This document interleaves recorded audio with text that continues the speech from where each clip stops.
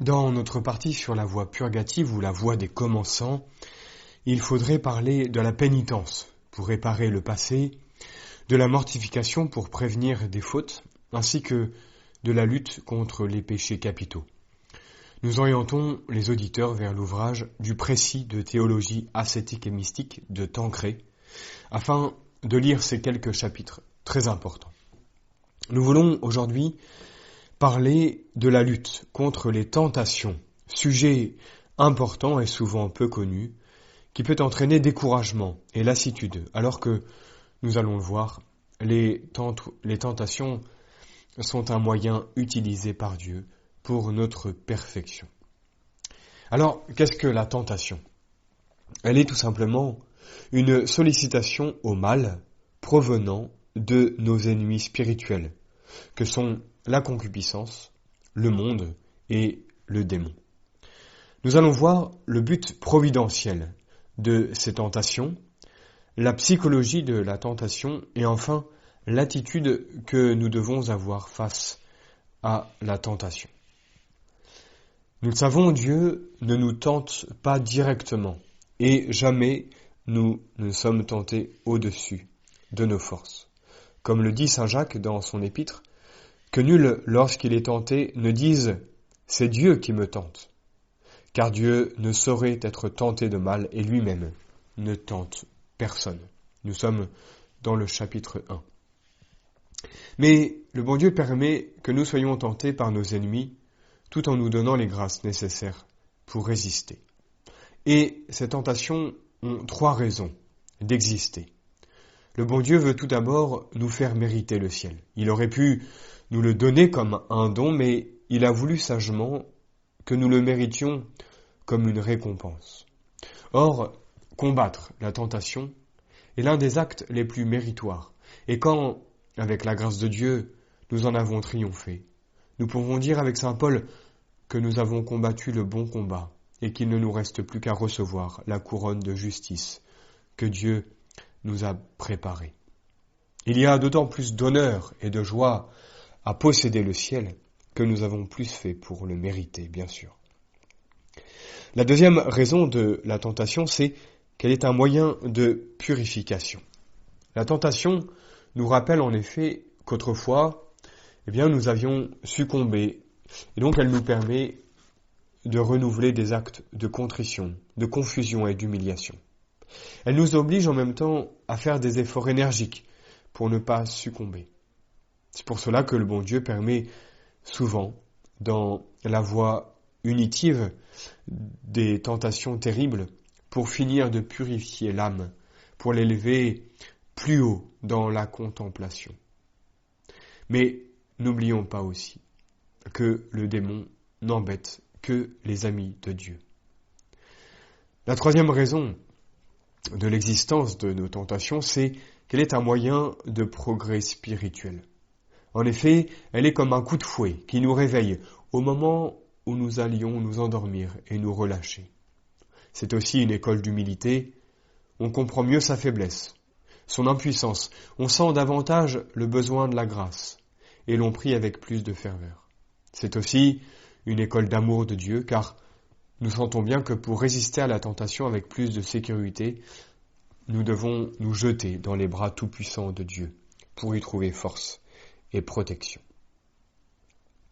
Voyons maintenant ce que nous appelons la psychologie de la tentation. Nous allons voir la fréquence de la tentation, ses différentes phases et les marques et les degrés de consentement de notre part. La fréquence et la violence des tentations varient extrêmement entre les âmes. En effet, il est des âmes souvent et violemment tentées, il en est d'autres qui ne le sont que rarement et sans se sentir profondément ébranlées. Cela dépend du tempérament, de l'éducation, mais surtout des desseins providentiels de Dieu. La tentation a plusieurs étapes. Il y a tout d'abord la suggestion qui est la proposition d'un mal. L'imagination se représente d'une façon plus ou moins vive les attraits du fruit défendu. Quelquefois, cette représentation peut être très séduisante et devient comme une sorte d'obsession. Si dangereuse que soit cette suggestion, elle n'est pas un péché, pourvu qu'on ne l'ait pas provoquée ou qu'on n'y consente pas librement. Rappelons-nous souvent, pour rester en paix, qu'il n'y a de faute que lorsque la volonté donne son consentement. À la suggestion se joint la délectation, c'est la deuxième étape. Instinctivement, la partie inférieure de l'âme, plutôt sensitive, se porte vers le mal suggéré et on éprouve un certain plaisir. C'est ce que saint Paul décrit quand il dit que sa chair convoite contre son esprit. Il n'y a toujours pas de faute tant que la volonté n'y adhère pas. Si la volonté refuse, elle est victorieuse et fait un acte très méritoire. Mais si au contraire, elle se complaît dans la délectation, y prend plaisir volontairement et y consent, le péché intérieur est commis. Tout dépend finalement du libre consentement de la volonté. Et c'est pourquoi nous allons, pour plus de clarté, indiquer les signes auxquels on peut reconnaître si et dans quelle mesure on a consenti. Pour mieux expliquer ce point important, voyons les signes de non-consentement, de consentement imparfait et de plein consentement. On peut considérer qu'on n'a pas consenti si, malgré la suggestion et le plaisir instinctif qui l'accompagne, on éprouve du mécontentement, de l'ennui de se voir ainsi tenté, si on lutte aussi pour ne pas succomber, si on a une vive horreur dans la partie supérieure de l'âme pour le mal proposé. Cependant, on peut être coupable de la tentation dans la cause lorsqu'on prévoit que telle ou telle action que nous pouvons éviter nous est une source de tentation. On peut considérer que le consentement est imparfait quand on ne repousse pas la tentation aussi promptement qu'on en perçoit le caractère dangereux. Il y a là une faute d'imprudence qui, sans être grave, expose au danger de consentir à la tentation.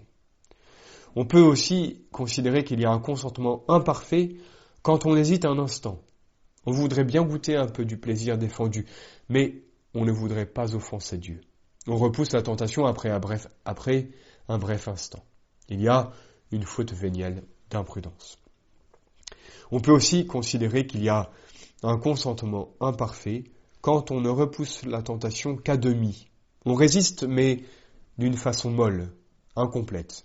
En fait, une demi-résistance est un demi-consentement. Il y a donc faute vénielle. Le consentement est plein et entier quand la volonté se laisse entraîner à goûter volontairement le plaisir mauvais, malgré les protestations de la conscience qui reconnaît que c'est mal. Nous disions tout à l'heure que la fréquence des tentations dépend du tempérament, de l'éducation ou alors des desseins providentiels. Il nous faut un tout petit peu approfondir ce point. Tout d'abord, rappelons que le tempérament est le caractère donc lié aux personnes. En fonction de ce tempérament, les personnes extrêmement passionnées et en même temps faibles de volonté sont souvent tentées et la tentation les bouleverse. Il en est d'autres bien équilibrés et énergiques qui ne sont que rarement tentés et qui gardent le calme au milieu de ces tentations. L'éducation amène d'autres différences. Il y a des âmes élevées dans la crainte et l'amour de Dieu, dans la pratique habituelle du devoir austère et qui n'ont guère reçu que de bons exemples. D'autres, au contraire, ont été élevées dans l'amour du plaisir et la peur de toute souffrance, et ont vu trop d'exemples de vie mondaine et sensuelle. Il est évident que ces secondes personnes seront plus violemment tentées que les premières. Enfin, il faut tenir compte aussi des desseins providentiels de Dieu. Il est des âmes qu'il appelle à une vocation sainte et dont il préserve la pureté avec un soin jaloux. D'autres qu'il destine aussi à la sainteté, mais qu'il veut faire passer par de rudes épreuves afin d'affermir leur vertu. D'autres, enfin, que le bon Dieu n'appelle pas à une vocation aussi élevée et qui seront plus souvent tentés, quoique jamais au-dessus de leur force, mais que le bon Dieu veut purifier pour les élever à cette sainteté à laquelle il les appelle. En un mot, le bon Dieu s'occupe bien de nous dans sa providence et la tentation fait partie réellement de notre perfection. Nous verrons la prochaine fois notre attitude à l'égard de la tentation.